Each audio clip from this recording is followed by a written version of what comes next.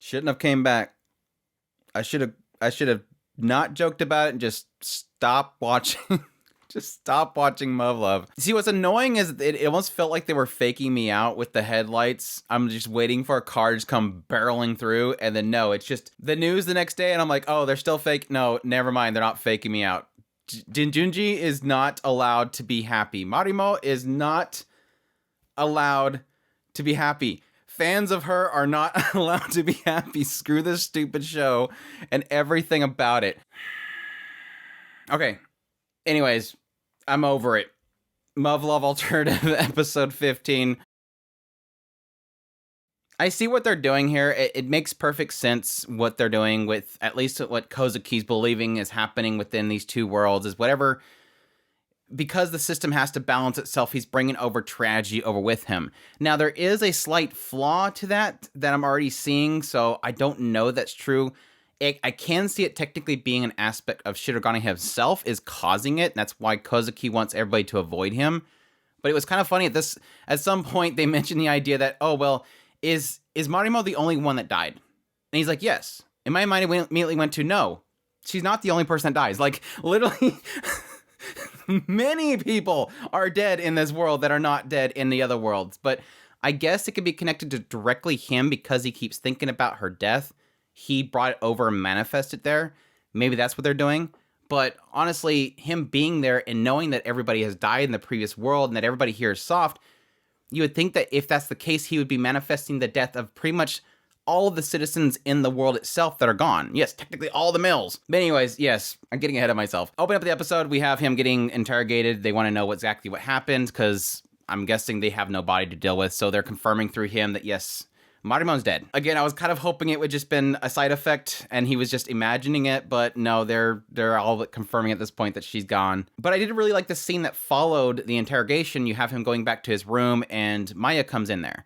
And what Maya is trying to instill upon Shirogane is that there is death, yes, but we have to make sure that we, the survivors, continue on their legacy, that we find victory in their loss. And that he, as somebody that is literally the core of their group, she needs him to shape up because everybody is going to falter because he's worried. He's going to affect the entire group. It really almost feels like Maya is trying to chipper him up and get him fixed and get him back on his feet, but she's ultimately failing because he just doesn't know how to respond to this issue. His only response is that, oh, so that means I have no freedom. Like, I don't have the ability to be broken. Which technically, yes, he realizes very quickly that she's kind of in the same boots as me. Like, she was brought here as a hostage. She had no choice. I was ripped from Sumika. I was thrown in this world where there's death and all this kind of stuff happening around him, and he doesn't have a choice. He's being forced to have to deal with this. And yes, Maya is the same way. She's a hostage in this whole situation. And I could technically argue everybody in this world is in the same boots as him. None of these people in this world want to deal with this. He's the only one that has an out. And I'm curious at some point, maybe in the next episode or something, if he'll have a realization of that. That I ran away, I had the option of running away. They don't. And technically the people now in this world, back in his old world, don't have the option of running away from the after effects of what he's causing. The question mark is that if anybody further dies in the other world, is he going to bring them down with him as well? Or just the idea that they could possibly be dying in the other world could be causing people to die in this world. As he was hanging out with Maya and he was hanging out with Sumika, the entire time I'm going, watch, something's going to happen to these people. Like, he's going to think about their death elsewhere and it's going to cause it to manifest in this world. Like, he's going to create this sort of balancing between the two worlds. It is kind of fascinating. And at the same time, makes me really worried the entire time I was sitting around with people. Just him saying that he's going to go on this birthday date with Maya, I'm like, I'm just waiting for her to die. Like, even on the hilltop, I'm like, I'm just waiting for her to die. Like, I'm no longer, every scene, I'm not accepting anymore. Any pause in a scene now, I'm just waiting for the splatter. But no, it was a cool scene with Maya. Honestly, I just kind of the fact that he was pushing himself on her, was angry at her, realizing that she has no choice either, but at the same time, realizing at some point, she's just letting me. Why are you just letting me? Whatever it takes to get you fixed, I just want you to pull out of this. It's all Maya cares about. Basically, do whatever you want with me. As long as you fix, as long as you can come out of this. It is honestly the realization of a protagonist character and the idea that they've helped so many other people, and then the time they're in their worst, they rarely ever accept the help of others who try to reach out to them. But no, we get Shirogane storming off like an idiot, running off, finding Kazumi, trying to force Kazumi to send him back to the other world. Kozuki comes in. The hell are you doing, dude? Just come to me. If you wanted to go back to your world, why didn't you come to me? She tries to downplay the death of Jinjuji and at the same time says, well, whatever, whining child, let's send you back to your world. I'm already kind of playing this scenario out in my head as they go back to this chamber. They put him in the machine. He tries to apologize to Kazumi and say, I'm sorry I couldn't make those memories that I promised you. And she says something to the effect of, weakling.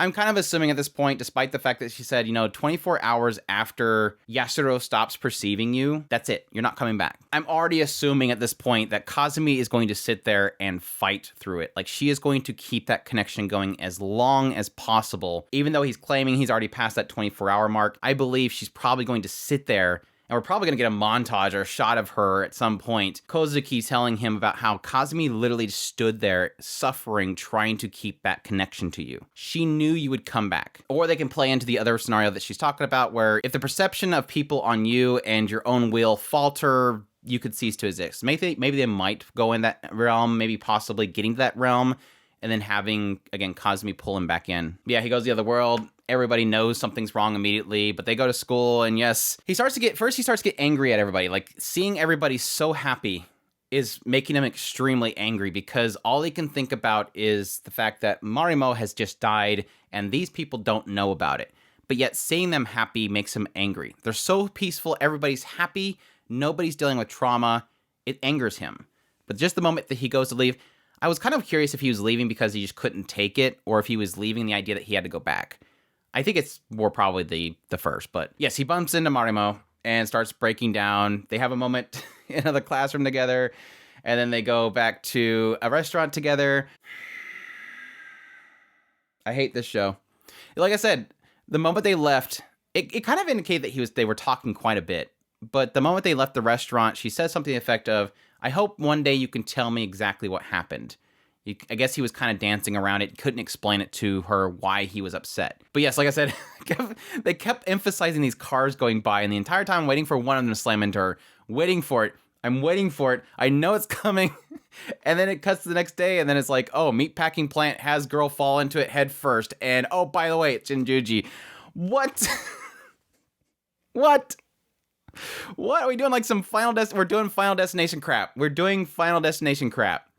No matter what, death will come to you. Oh, by the way, Marimo has some sort of stalker, and that stalker got mad because he was at the restaurant with her, and he threw her into a meat grinder or something head first. Of course, it has to have them die in the same exact way, too. So that's the other aspect that seems to be really annoying. Just the same way this thing chomped at her head, and I'm assuming consumed her from the head down. She had to go into the grinder head first. I don't know if that's possibly some sort of bad end in some other game that she has, or maybe a story beat in a previous game that maybe the original Muv Luv that she has a stalker. I could see that. Maybe that's just it's playing it out in alternative, but it's kind of sad because the practical aspect that kind of drives Shirogane crazy here is that he feels at fault just because he was the guy that was with her that caused this other guy to take her out. And it's like, I mean, I guess I think it was Maya. Maya thankfully kind of said something to the effect of, look, it's not your fault. It's this guy's fault. It's the murderer's fault. But at the same time, it's one of those aspects of like, if not you, somebody else. If the guy didn't kill her over you, it would be her talking to a store clerk. That's kind of how, unfortunately, that psychoticness works and how killers think. It's not necessarily, oh, you went to a restaurant with her. It's more of a, she was just talking to somebody, not me. But again, that all plays into the practical side of Shirogane's mind being tormented, not so much what Kazuki ends up bringing up, which is the more sci-fi, out of his own control aspect of, you manifest it, you brought it over with you. I'm not allowed to be happy. I'm legit not allowed to be happy. I was so happy to see Marimo again. I'm like grabbing screenshots like, yay, there she is. She's back in this world. Everything's okay. And then meat packing plant. Anyways, I'm over it. I don't care. All the characters are going to die. This is Muv Luv. This is what I'm used to with Schwarzenmarken.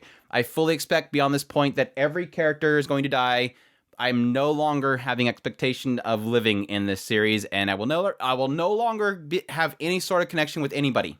No more connections. No more. But yes, like I said earlier, Kazuki realizes that, he basically manifested in this world, is creating this balance, and that he needs to avoid, thinking about it at all. Additionally, getting confirmation that nobody else has died. But additionally, she's going around to each of the girls, Maya, at least Maya and Sumika, and telling them, you need to avoid him. Stay away from him. But despite that, they don't really know the reason why. So Sumika wrote in her book that she believes that it's because she wants to give him space. But it's his birthday next day, so everybody wants to be with him. But it seems like Maya specifically has set up a date with Shirogane, so they're going to go out together. And it looks like Sumika's on the sideline crying and hoping that he answers the phone. Like I said, I have... I no longer have trust in this series, so I'm assuming next episode Maya's going to die by something and Sumika's going to rush to his side. I don't think they'll kill Sumika because I think he still needs that connection.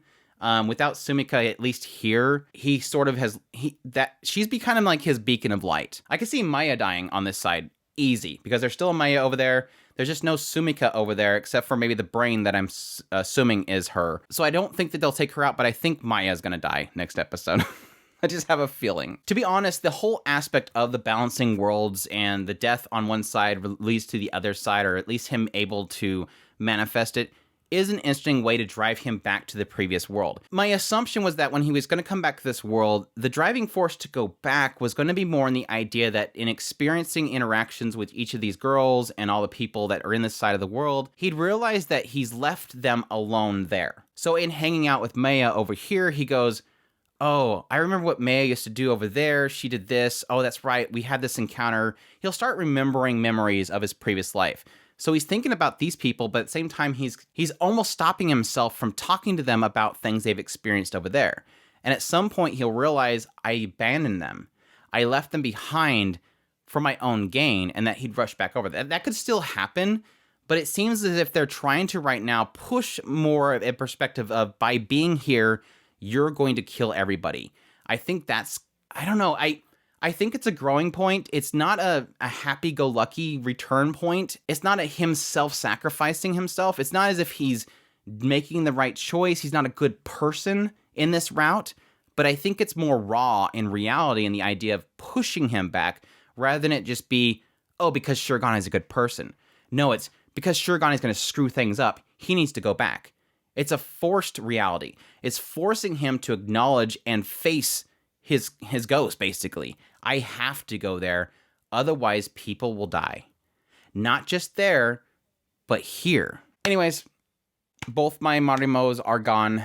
No more number one waifus for me in this show. I have to default to number twos, and like I said, I'm not going to. I'm not connecting to anybody anymore.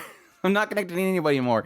That's my thoughts on episode 15 of Muv Luv Alternative. Not sure why I'm still watching it, but I hope you guys enjoyed my video. As always, if you did, make sure to hit that like button down below. Comment. Don't tell me about how it's getting worse, because I think I've heard that comment about a million times at this point. Subscribe to the channel if you're not already so you can get all my content. I do news, reviews, first impressions, top list. If it's anime, it's pretty much here. Additionally, if you want to support the channel more, we have a Patreon link, a tips link, and a super thanks button down below. I greatly appreciate everybody that does. Got some recent Patreon supporters, including Mind Blasters and Seth. I appreciate you guys so much. And additionally, everybody else that continues to support us through Patreon. You guys' support means a lot to me. And y'all take care.